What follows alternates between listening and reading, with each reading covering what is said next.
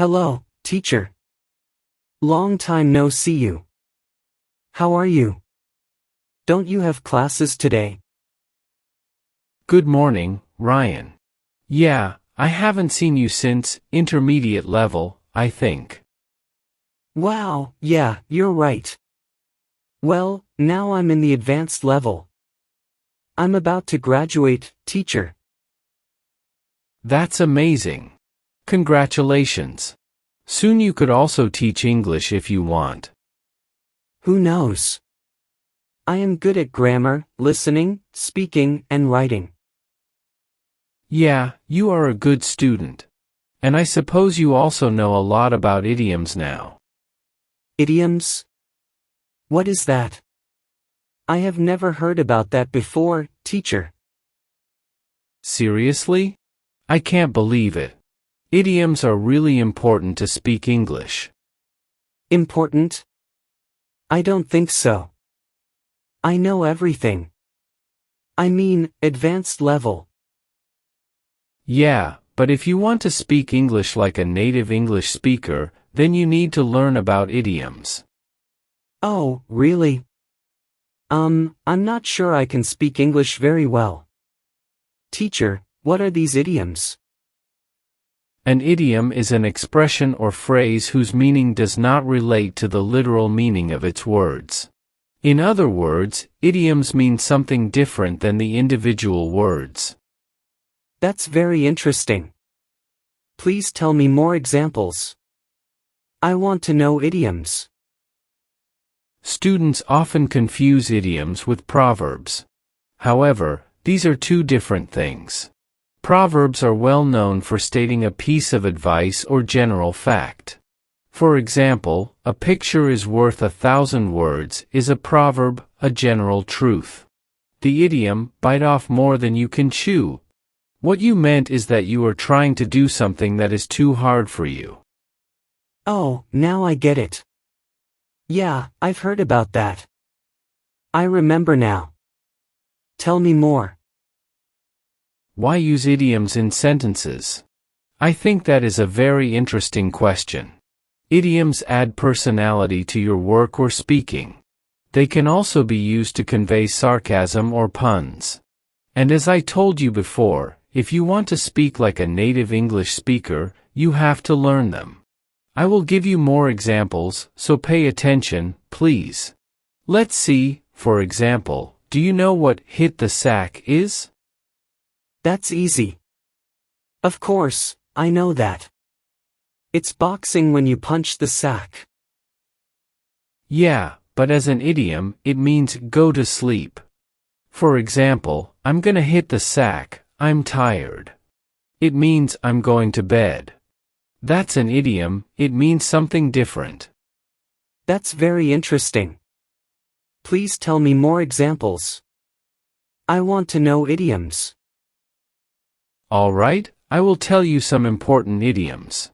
For example, don't cry over spilled milk. It means don't cry over what has happened, as it cannot be fixed. For example, Walter failed his exam, but his dad came and said just one thing, "Son, don't cry over spilled milk." Every cloud has a silver lining. It means bad things one day eventually lead to good things. For example, yesterday your phone was stolen, but today you found $10,000. It is rightly said that every cloud has a silver lining. Burn square means being direct or fair. For example, to tell you fair in a square, I cheated on you. Having an ASAP leave means to have an advantage or a future purpose. For example, Brian kept quiet at the board meeting, who knew he had a nice hidden opposite leave the whole time. Draw the line means to stop before a point where something okay gets not okay. For example, hey buddy, that's enough. Draw the line before someone comes and beats you to a pulp. Easier said than done, one of my favorites. It means not as easy as it appears to be. For example, losing weight is easier said than done, many people lack commitment. Break a leg means saying good luck to someone. For example, hey Barry, It's time for you to get on the stage and present your monologue. Break a leg. Fish out of water means to be out of your comfort zone. For example, Tom felt like a fish out of water when his girlfriend took him to a Star Wars convention. Go the extra mile means to make an extra effort. For example, he was willing to go the extra mile for the love of his life, Mia.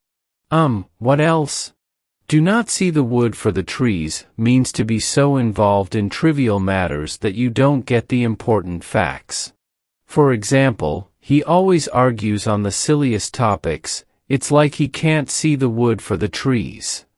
Lose your marbles means to go insane. For example, you have lost your marbles. What are you doing? Crying wolf means to ask for help when you don't need it. For example, you have cried wolf so many times that no one believes you now. Has bigger fish to fry means has more important work to do. For example, please don't bother me today with any calls, I have bigger fish to fry. Look before you leap means to calculate the risks before taking action. For example, you can't just sell all of your shirts when the market is slow. Look before you leap. Take it with a grain of salt means don't take it too seriously. For example, she tells great tales, but we take whatever she says with a grain of salt. The best thing since sliced bread means a really good invention. For example, Bluetooth is officially the best thing since sliced bread. Bite off more than you can chew means to take on a difficult task that is beyond your capabilities. For example, Andrew said he was going to work hard, but he bit off more than he can chew, and now he can't leave. Go back to the drawing board means to start over. For example, it is not too late to go back to the drawing board and assess your mistakes. Call it a day means to stop working on something. For example, oh, so what? We didn't complete the puzzle today. Let's call it a day and come back again tomorrow. The last one, twist someone's arm, means to convince someone. For example, I was not planning to come to the party, but by reminding me of all the good food, you twisted my arm. Well, there are countless idioms in the English language, but these are some common ones to get you started. The key is to incorporate them into your everyday language gradually. I see. It's fascinating how these phrases have meanings beyond their literal words. I'll definitely start using them in my conversations. Thanks for enlightening me, teacher. You're welcome, Ryan. It's great to see you enthusiastic about learning. Remember, using idioms not only adds flair to your language but also helps you connect with native speakers on a more cultural level. I'll keep that in mind. Do you have any tips on how to remember them easily? Absolutely. One effective way is to practice them in context. Try using idioms in sentences or even create short stories incorporating them. The more you use them, the more they'll stick in your memory. That sounds like a good approach. I'll give it a try. Thanks for the advice, teacher. Anytime, Ryan. If you ever come across an idiom you're unsure about, don't hesitate to ask. Learning is a continuous journey, and I'm here to help you along the way. I appreciate that, teacher. Well, I should get going now. I'll make sure to hit the sack early tonight. That's a good plan. Getting enough rest is crucial. Before you go, one more piece of advice. Don't be afraid to throw these idioms into your conversations.